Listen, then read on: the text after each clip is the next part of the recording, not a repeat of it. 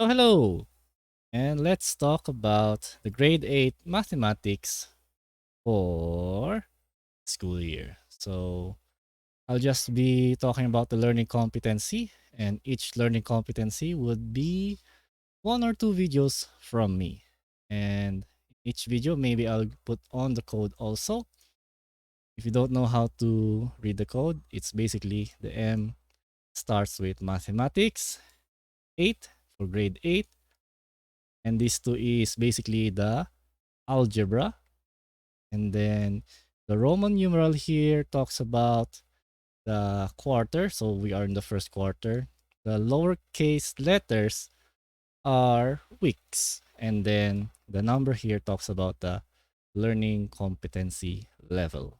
So this is math 8 algebra in the first quarter for the first 2 weeks. Well, not maybe the whole 2 weeks since B is also here. Maybe one and a half. So I might uh I might divide this into several ones because the first lesson for the quarter is actually quite heavy. Factors, completely different types of polynomials, and then you have the common monomial factor, difference of two squares, sum and difference of two cubes, perfect square trinomials, and general trinomials. So yeah, this is already different videos. And of course, every after topic we have to solve problems using what we have learned. Okay? And then, oh yeah, mostly take note that the first quarter is usually, not some, but not all. Usually is the heaviest quarter out of them all. So after you survived the first quarter, it's a slow decline. Anyway, so here we go. Next up is rational algebraic expressions, which is basically algebra but in fraction form. So if you remember how to do your fractions, you should be fine here. Then of course, after those, we have to simplify, like simplifying a fraction, and those kind of stuff. Okay, that's one video. And then, of course, we have to perform operations on that. What are the operations? It's always the basic one. Addition, subtraction, multiplication, and divisions. Once we're done with that, of course, we're going to solve problems using what we have learned.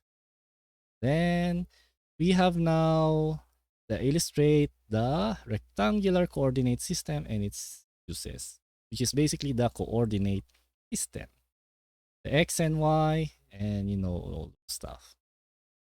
Okay. After that, we're going to illustrate linear equations in two variables, of course, using the coordinate system, slope of the line in the coordinate system.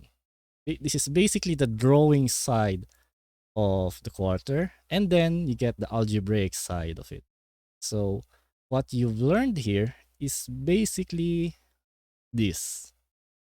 So this is the drawing one, and then this one is the algebraic side. So you have the graphing side, and then you have the algebraic side, right? And then, of course, find the equational line given by 2 points, a slope, and this is already the solving part. Oh no, this is the solving part, forgive me. So find the equation using 2 points, a slope, a point, and its intercept. Basically, you can do it with graphing or algebra. I prefer algebra because trying to draw coordinate system every single time is a hassle. And then solving, after solving, it's a new topic. So we have now a system of linear equation in two variables. This is now you call that this is now more than solving more than one equation. So you have equation A, and then you have your equation B, and you're trying to solve their respective x and y's. And then of course you can graph them, but I prefer to solve them algebraically. But in any case, since it's in the curriculum guide, uh, let's talk about it. Then we have to categorize when the given system of linear equations to variable has a graph are parallel, intersecting, or coinciding. So this is the strong part of the graphing since you know they are parallel, intersecting, or coinciding. But algebraically, you can also do this. You just need to know the pattern. And then you have solving by graphing, substitution, and elimination.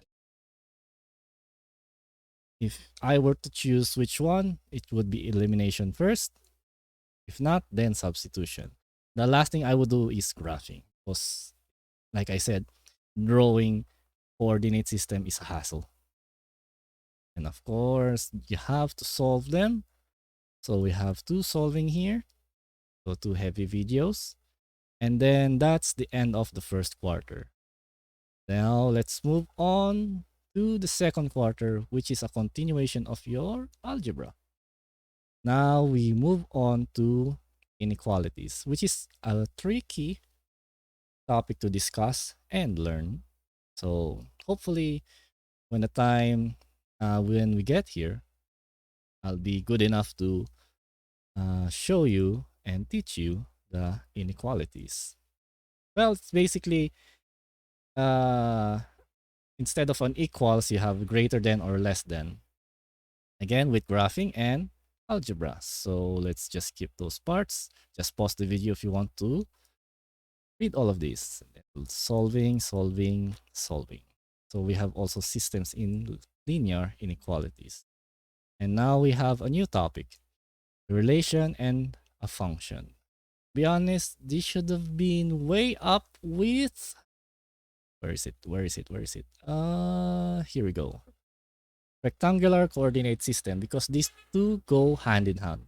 Relation and a function. But they are separated by quite a lot of topics. Or maybe put that rectangular system, coordinate system, right next here. But in any case, that's going to be the order of the videos. And let's move on. And okay, then we have to verify if a given relation is a function, determine dependent and independent variables. So this is very important in your science subjects. Then find the domain and range of a function. So it's basically trying to identify whether it's independent, dependent, is it a relation, is it a function, finding the range, finding the function, finding the domain and the range. Then you have to illustrate them. Illustrate a linear function, which is almost the same as illustrating a linear equation. It's just you have to write it differently, right? And then, of course, we have to graph them. The domain, range, table of values, which is basically the uh, the relationship of x and y, intercepts, and the slope. Don't ever forget the slope. Then we have, of course, to solve them, right? And then we have to go to the new content, which is geometry. So this is the last one for algebra. So if you survive this, good job. Then we go to geometry, which is a favorite among a lot of students because it's shapes. But the bad news is the geometry for the grade 8 is basically logic. If you read all of this, it's where's the shapes here? Where's the triangles and what the whatnot? Well, I have bad news for you. This is logic. These are logic topics. Your if and then statement.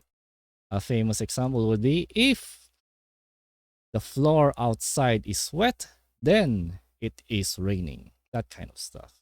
So you have to learn those if and then. It's inverse, converse, contrapositive, then equivalence of its statement, inductive and deductive. If you're a fan of detective series, then this would be an interesting topic for you. Then a proof, which is a bane among a lot of students, even myself when I was a student. And thankfully, this is the last one for the second quarter. Moving on to the third quarter, we're still in geometry. We are now going to describe the mathematical system. I believe this is the axiomatic structure of the mathematical system.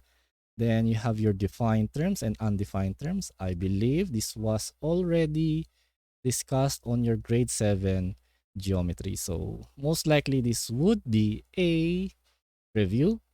The new ones would be the postulates and theorems, right? So that's actually for 3 weeks. Am I right? 2.5 weeks since A is also here. And then we have triangle congruence, which is also a bane of a lot of students.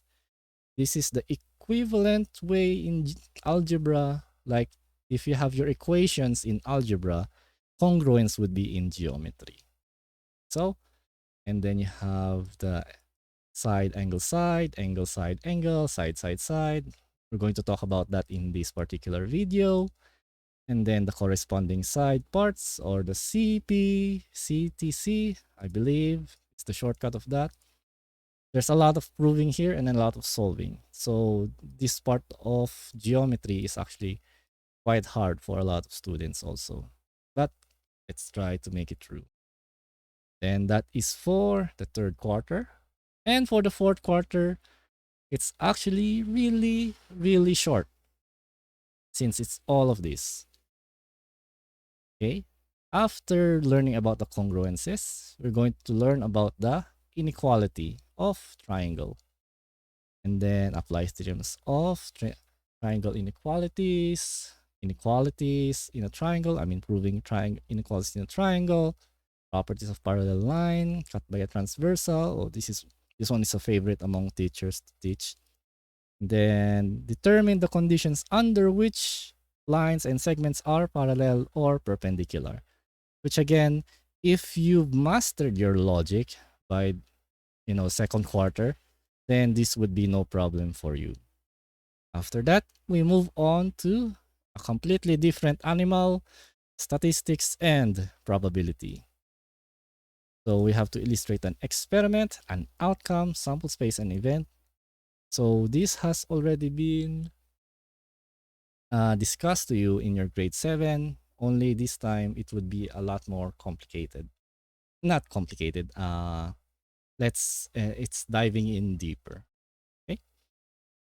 And then this is also the same with the grade 7, simple event. And then these two are also a bane of the existence among students, because if you have a really weak fundamental counting principle, this would be very hard. But you have a strong foundation in this, then you will pass this with flying colors. And that's it for fourth quarter, and of course for the whole mathematics 8 for the whole school. Hopefully I would be able to make the every single video of this by the end of your school year, hopefully, unless this is already 5 years from now. In any case, hello from 5 years ago. In any case, thank you so much for tuning in. Uh just breathe and we go through this together. I'll see you then.